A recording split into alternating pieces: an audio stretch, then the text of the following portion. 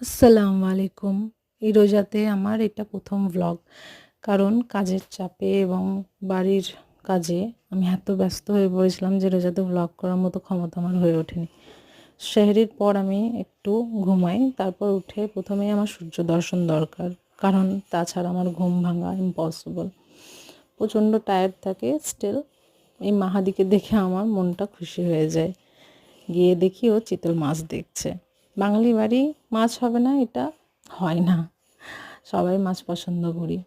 তারপর একটু মাহাদি আর আমি এদিক ওদিক ঘোরাঘুরি করার পর আমার মনে পড়লো যে আরে আমার তো অনেক কাজ আছে।